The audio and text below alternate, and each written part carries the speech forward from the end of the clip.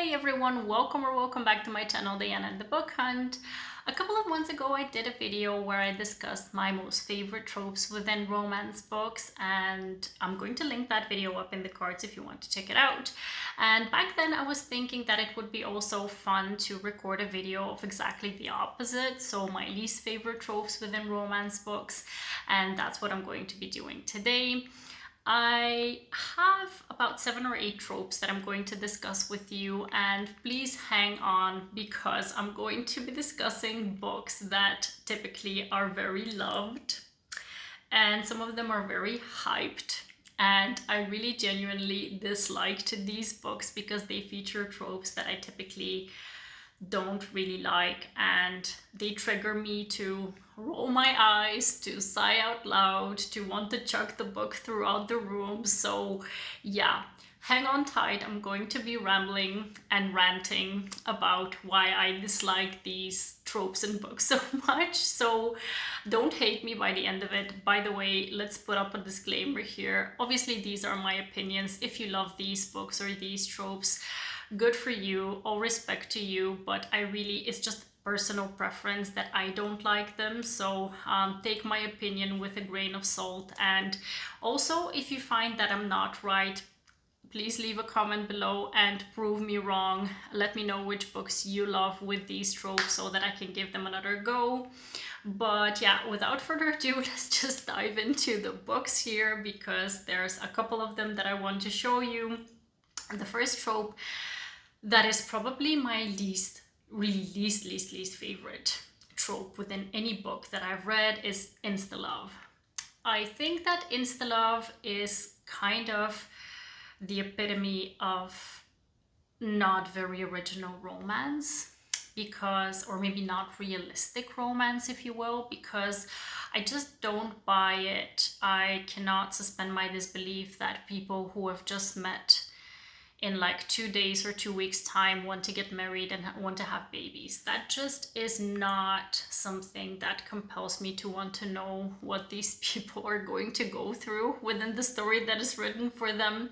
So typically these types of books, whenever I notice it, like I mentioned, I start rolling my eyes, I start sighing out loud, I start saying, why are these people wanting to go into a relationship, a long-term relationship or a marriage or a relationship involving children, when they have yet to find out who they are on their own most of the time, and then they get into very stupid conflicts because obviously they don't know the other person very well, and they expect, because they love each other, that everything will solve itself magically, and it just doesn't work out that way in real life. So yeah, typically Insta Love is just a no-no for me. I have yet to find a book, maybe, okay, this is really maybe too exaggerated because there are probably books that I've loved with Insta Love in them because they may have featured other tropes that I like, but typically like 9 out of 10 times Insta Love stories will be at the most a 3-star read for me. They will not be a 4 or 5-star read for me. So yeah, let me give you an example here, and I'm going to start off with a bang because the book that I'm going to mention is part of a series that is so well loved by everyone, and I've heard nothing but good things about these books in general, but I really genuinely don't like that first book, so I cannot make myself read the other ones. So I don't know, I'm not a very objective observer when it comes to the full series because I haven't read the other books, but the first one was just generally a no-no for me. The book is Lessons in Corruption by Giana, Darlin. And let me tell you how disappointed I was that I didn't like this book, because when I picked it up, I had seen so many people rave about this book. I mean, everyone, I'm not gonna mention names, just everyone was raving about all these books, that they were like the best books ever, and just I was seeing the covers on every single booktube video and every single bookstagram post, and I was like, okay, well, why am I waiting on this? I need to pick these books up. So I typically, whenever I'm gonna start a series, I want to go through the whole series, so I start with the first book. And granted, a lot of people are saying that the first book is not the best one, But regardless, I picked up the first book. So yeah, if I remember correctly, correct me if I'm wrong, I may be wrong, but I think I'm right in this one. Cressida, who is the heroine within the book, really at the starting scene of the book, she goes out of this kind of supermarket or whatever. She's at the parking lot and she sees the hero, who is 18 years old. He is her student. She doesn't know that he's her student, but he's 18. She sees him across the parking lot and she's immediately smitten stupid. Like, she forgets her name, doesn't know why she's existing besides the fact that she is focusing on that single man species over there. And she's immediately so captivated by him that she literally just does not know what is going on. So that's the moment when I was like, okay, so this is how the story starts. That does not bode well for me liking this book. And then I was like, I'm gonna give it a go. I'm not gonna give up on it yet. And then the guy notices her, King. And then exactly the same happens. And I'm like, on the basis of what exactly? I mean, I get insta lust, I get insta attraction, I get, like, you know, I wouldn't say love at first sight, but really like the attraction that you get when you meet someone and you kind of click on some kind of a chemical level or whatever. But those two were absolutely obsessed with each other without having spoken to each other like a word in their life. And I'm like, how does that happen? How do you know that you're soulmates if you haven't even had a conversation with each other yet? And from that point on, it just went downhill for me. I mean, there were other things that were really bothersome for me, especially the fact that he's 18 and he's the dominant within the relationship. She's like 20 something, but she behaves like a teenager most of the time. And I was like, I'm so over this. This was supposed to be an age gap romance where the teacher woman, so reverse age gap, the woman is older and she should be wiser, and she just behaves so stupidly within the story. I cannot get over how much I disliked her as a character and how much I did not like his demeanor within this book. So it just, there was no redeeming quality besides the fact that there were some hot steamy scenes that probably made up for it in some level. I think I gave it 2 stars because I didn't want to give it 1 star because everyone was loving this. I don't know, I felt pressured to leave this book with a 1-star rating. But yeah, I heard many good things about like the second book, which is King's father's book. He's like the head of the MC. But knowing that there is a huge age gap between Zeus and his love interest, typically I don't mind it, but then seeing as I really didn't love this book, I'm really hesitant about continuing on with the series. I genuinely think I will not pick up any books within this series anymore because I'm kind of jaded because of this book. But hey, maybe someone can convince me otherwise. I don't know. At the moment, it's a no-no for me, and Insta Love is just something that I really, really don't appreciate within books. The next trope is another controversial one because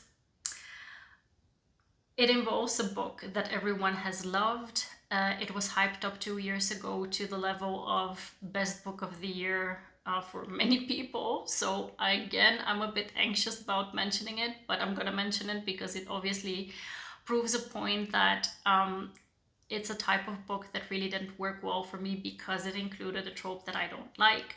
The trope is the entitled heroine, socialite type of heroine, and the book is It Happened One Summer by Tessa Bailey. I don't know what it is, but entitled heroines, the type of heroines who are socialites, who kind of have had no experience in the real life and then get thrown into situations that involve the real life, and they act like they are not people from this planet.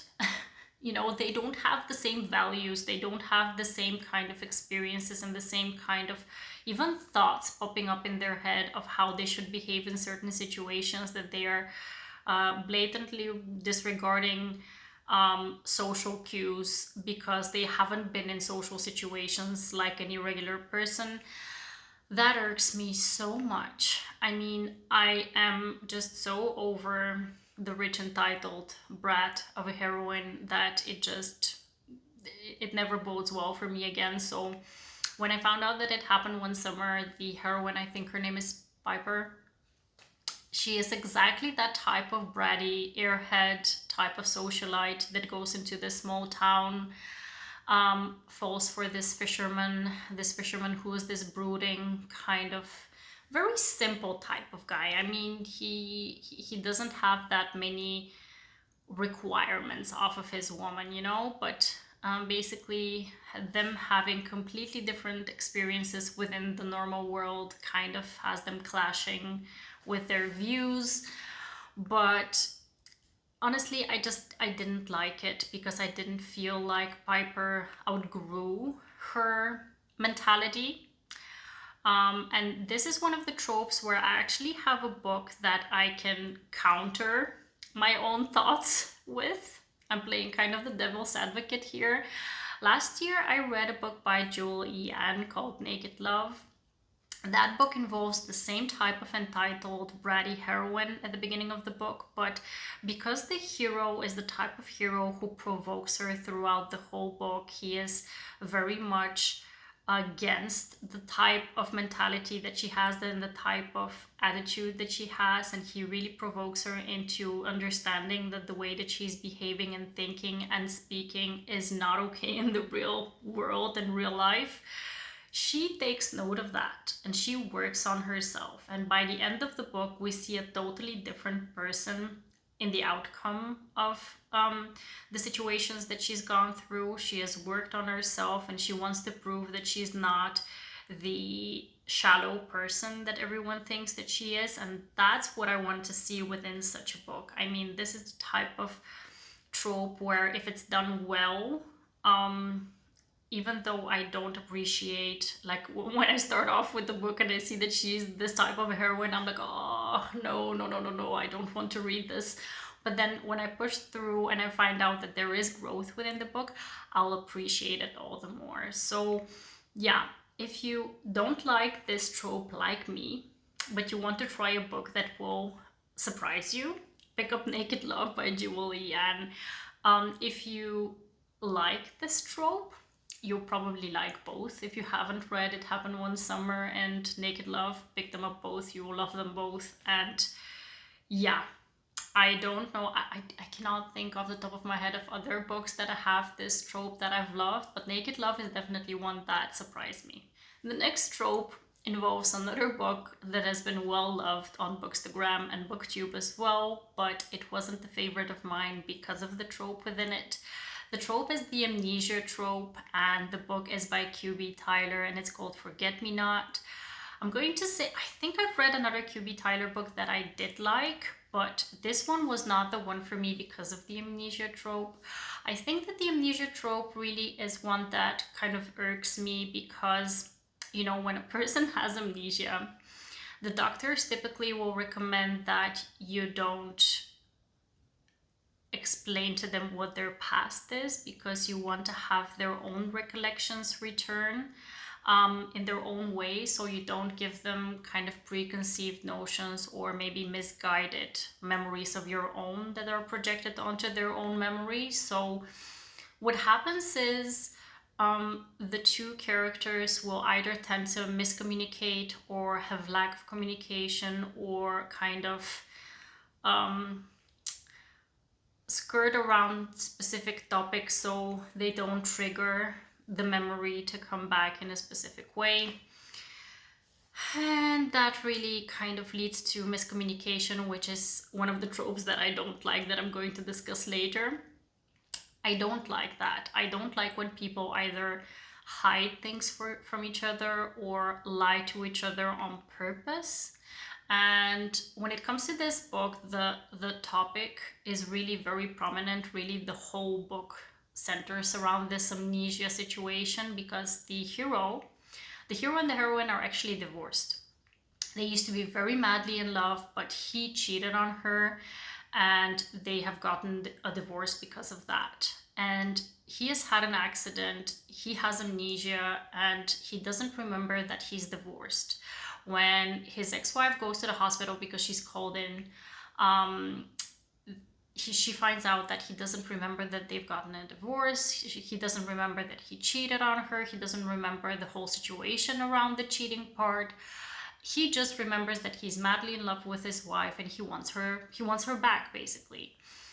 And I do appreciate how that started, so how the situation started, but then it went downhill from there because, like I mentioned, they needed to skirt around the whole situation, and slowly but surely he was getting his memory back, but he was lying to her about getting his memory back because he wanted to buy more time to try to win her back. And that's the moment where I'm like, you're a despicable human being. I don't like you. I don't think you have redeeming qualities within your character. Instead of taking the chance to be a better person after this experience, you are kind of making me hate you more. So I did not love this. I think I gave it like 2.5, rounded it up to 3 stars. But honestly, now when I consider it, I think, in my humble opinion, it's a 2-star read. I really didn't like this book. I did like the heroine within it, but the hero was just, he was despicable. And the whole amnesia trope just made it worse because you get anxiety because of the whole situation. You just want to know, when is this going to get resolved and why is he lying to her? And that's the thing that really bugged me out with this one. So for the next trope, I think it's a personal thing. I think many people will love this trope, but for me, it's a personal thing why I don't like it, and I'm going to explain in a second what I mean. The trope is like the Groundhog Day time loop trope, where you are reliving the same moment or day over and over and over again until you get to some kind of a pivotal point of seeing why this is happening. I think, like, when it comes to popular books that have this trope, I think like we have Christina Lauren's like that Christmas book, the In a Holidays, had that trope. And then I think a most recent one which has been going around that has been very popular and well loved was Parallel by Elizabeth O'Rourke. I haven't picked this book up because it includes this trope and it's not a favorite of mine, so I don't want to go through that. But a book that I picked up with this trope that I didn't know involved this trope is by Rachel Lynn Solomon. It's called See You Yesterday. And I didn't know that this trope was within this book. And typically whenever I start a book, I have a difficulty DNFing it. So I will tend to kind of push through and read the book. So I did it with this book, and I really tried to think about why it's bothering me. And I think that the thing is that, especially when listening to an audiobook that is explaining the same day over and over and over again, it gets very repetitive. And I'm like, get to the point already. It gets very frustrating for me that I'm reading the same thing over and over and over again with only small tidbits of information that will change, that will leave some kind of a clue for me to find out what is going on with the story.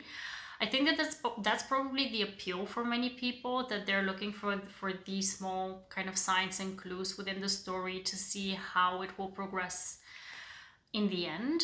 But for me, it just gets tedious at times. So I think that that's a personal preference, personal thing that is something that really bugs me out. So yeah, it's a type of story that just wouldn't work well for me in general. This story is one where we have a new adult situation, like the girl, she just finished high school. She is starting her first week in college, and then she's reliving either the first or the second day of college over and over and over again. And then she finds out that there is this guy who is in her class who is having the same issue. So both of them are reliving the same day, only the two of them. And then they kind of start working together to find out why this is happening to them. So while it was a cute story, I think that my whole enjoyment of the book just kind of vanished the moment that I found out that it's a time loop story. So I gave it 3 stars because it definitely wasn't a bad book. It's just a personal preference that I prefer not to read these types of books. For the next trope, I don't know what it's called. I think that it's part of bully romances, but very specific type of situations within bully romances, because I definitely can appreciate a bully romance where we have a guy who is a bully at the start of the book, and then when they mess up in a very big way, they will kind of grovel and do whatever they should and need, and they'll die for the heroine if they need to get back to her good graces and get them to forgive the hero. So this is the type of story that I will appreciate. But then we have the type of bully romances where we have the asshole type of alpha hero at the start of the book who doesn't really redeem themselves. They just continue on with their despicable behavior, and then at the end of the story you're like, so you're no different than what you were when the book started. I think that a lot of mafia romances will have that, but whenever it's a mafia romance, I think that you go into the story with a preconceived notion that it's difficult for this type of a man to change. So you're looking for other things that will make you like them. But with the stories that I have on here as examples, we don't really have that. I think, okay, one of them is a mafia guy, but the other one is a billionaire, kind of a corporate guy. And I'm like, I don't see how you don't redeem yourself and I still should like you for some reason. I don't like you at all. So the books are both by L.J. Shen, and they're actually companion novels within the same series. The first one is called The Monster. The second one is called The Villain. And while I have enjoyed some alpha asshole heroes that were written by this author, like Vicious and Ruckus, these two were just despicable. I mean, they started off on the wrong foot when it comes to the heroine and also the reader, if you ask me. I mean, you start off reading this and I'm like, I don't see why I should buy into you being obsessed with a heroine when you just... There's just nothing going on that makes you believe that these people have any feelings at all. I mean, they're just total bullies, total assholes, alpha heroes, and for some reason or other they become obsessed with the heroine, and by the end of the book there's just no progression within their character for me to find them likable in any type of way. And I'm like, if I want to buy into the love story, I need to buy into the characters actually having feelings, and these two just did not have that for me. So yeah, these are the types of romances where I'm feeling like I kind of got cheated out of the romance. You get what I'm saying? It's like you expect a happily ever after, you get a happily ever after, but you don't feel like it was a happily ever after because the people who are involved, one of them has all these feelings and is kind of into the relationship for the right reasons, and the other person is just for some reason obsessed with a heroine, but we don't really get any kind of groveling or any kind of show of affection, if you will. So yeah, I don't like it. I don't like these types of people within books, characters within books. So yeah, not for me. Going back to what I mentioned before, I really don't like the miscommunication trope. I feel like whenever there's a miscommunication trope, it's thrown into the book as a main conflict, and then it kind of ruins the whole story for me, typically. A book that I can think of that I read recently is Kiss My Putt by Sivec. It had the potential of being a really good book. I think I gave this book 3 stars, but when I found out that the whole conflict within the book really revolved around a very big miscommunication that didn't even have to do with the hero or the heroine itself, I was like, was that it? And couldn't you people talk about what happened? I mean, or let me go back to explain what I mean when it comes to this story. These two were best friends and they had feelings for each other for forever. But because of this miscommunication thing that went on that a third person was involved in, they grew apart and they hadn't seen each other in years. And then because something happens with the guy's career, he moves back for a certain time to the place where she lives and they need to interact with each other again. And eventually they find out that the whole miscommunication could have been avoided and they could have been friends and even lovers all this time. And I'm like, big sigh. Big sigh, because anyone could have seen that coming had these two actually had a conversation about what happened. Especially, it's difficult for me to buy whenever the situation is presented as them being best friends, like for forever best friends. I'm like, if you're best friends, how can you let such a stupid thing come between you two and have that thing cause a rift that has lasted for years? I mean, it just is not conceivable for me. I just don't get it. Obviously, in real life, it may happen depending on the situation, but within books, I'm like, couldn't you think of a more original way to have these people have a conflict? I just don't get it. So, yeah, it's something that really irritates me, and I always hope, if there is the miscommunication trope, that eventually we find out that there was a good reason for the miscommunication, so that at least it makes up for it. But within this book, I didn't like it. I'm not going to spend too much time on the next one because I think that it's obvious that many people don't like this trope. It's the oblivious virginal heroine trope. Typically, so if we have a young adult story and we have a virginal heroine, I wouldn't mind it, because obviously the whole point of having someone who is in their young adult stages and not knowing too much about their sexuality, that's completely fine. I wouldn't mind that. I find that it's not something that anyone should ridicule or anyone should have any kind of negative opinion on. So I'm not referencing that specifically. I'm referencing more like new adult stories where people are already in college and they're seeing so many things going on within their inner circle in that specific atmosphere, if you will. And especially with the era of internet, where you have so many resources to kind of educate yourself, even though you may have not experienced the actual act, you can educate yourself on maybe self-pleasure or whatever. Just so many things that are available to you as resources to kind of not feel insecure about yourself, that it really bugs me if we have a heroine who is like mid-20s almost, and then she's like totally oblivious about what goes where and how things work in general. So the book that I can think of that really bugged me in this way is by Shanora Williams. It's called My Professor, and we have exactly that type of situation where she's a college student and he's a professor, and she's totally oblivious when it comes to the sexual, like she's very attracted to him, so they get off on the right foot already from the start of the story. But once they get to the whole sexual act thing, it seems like I think that maybe the author wanted to do like a lessons in seduction kind of thing, maybe, or I don't know what they wanted to do, but I just didn't buy it. I found it very annoying that a person who is not like 16 or 17 or 18 or whatever had thoughts like they were very, very young. And it just bugged me. So I mentioned I'm not going to spend too much time on it, so I'm shutting up.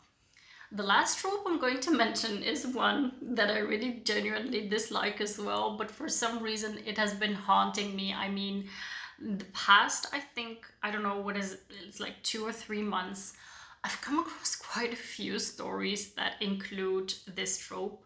The trope is the brother's best friend trope.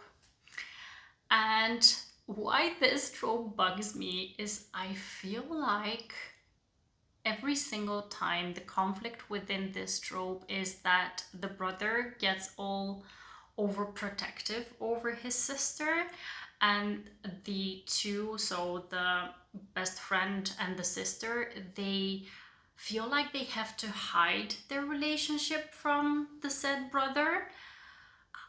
I don't get that. I mean, when it comes to, again, young adult stories, maybe I feel like I would understand why a teenager would feel like that, because typically teenagers have a heightened sense of emotion when it comes to protectiveness, maybe of a sibling, but also of a best friend. But when it comes to people who are new adults or adults, I don't get that. I don't understand why a brother will not appreciate their best friend having a relationship with their sister. If, like, for example, obviously if the best friend is a trash human being, obviously then that goes without saying that I would understand why that would be a conflict. But if someone chooses someone to be their best friend, I would assume that they appreciate some of the qualities within their character and would appreciate what kind of human being they are. So I would imagine that if you love this person as much as you would love a sibling, that you would want for them to be happy, especially also for your own sibling, you would want for them to be happy. And if these two people find happiness together, what is the problem? I don't get it. Why should there be this whole blow up scene of you betrayed me and you slept with my sister and how could you, and you how could you with my best friend, you know that he's off limits. And I'm like, but why? I mean, why? What's the problem? And the whole betrayal thing, I'm like, it goes overboard with the whole betrayal thing. And the fact that they lie heightens the betrayal, which makes it even worse. And I'm like, why are you hiding your feelings? I mean, you should be able to just express yourself in front of your family and say, look, I really have fallen in love with this person because they have the best possible qualities, and you can appreciate that, right? Because he's your best friend, right? I'm sorry, I really get heated when I think about this trope. Honestly, I hate it. When it goes that way, I really hate it. And when I think about a book that I read last year, I gave it 1 star because of this trope. I think it's called Just Say When by Kaylee Ryan or something like that. I don't remember the author's name, but I'm going to post the cover above. Honestly, because of this trope, it was just ruined for me. I could not get into the story very well, and I hated it. And then I do have to say that this year I read a book that did the brother's best friend trope well. I didn't love the story because of other things, but still, I have to mention it. I read Until You by Catharina Maura, and here we have the brother actually encouraging his sister to move in with his best friend so they can help each other out with some things. And then once they get into a relationship, the brother is actually extremely supportive of their relationship, and that is something that I want to see more. So if you have brother's best friend recommendations which include the trope that is done in that way, where the sibling is supportive, please let me know. I'm willing to give them a try, and then maybe I can switch my opinion or change my opinion on this trope. But if the trope goes in the way of the whole alpha, I'm gonna kill you if you touch my sister kind of trope, that's a no-go for me. I don't understand it, I don't appreciate it, and I don't want to see it in my stories. So typically such books will be a 1 or a 2 star read for me. These were all the tropes that I typically don't like within romance books. I mentioned the books that I didn't like when it comes to these tropes, and I hope that you don't hate me for it, because some of these books are really well loved. If you, like me, don't appreciate these tropes, please let me know so I can kind of feel like I'm not on my own. And then if you do love these tropes, please recommend books to me that you feel might change my opinion on these tropes so that I can give them a try. I'm always open to giving something a try. So yeah, please let me know if I should read any books that include these tropes that might be the exception to the rule.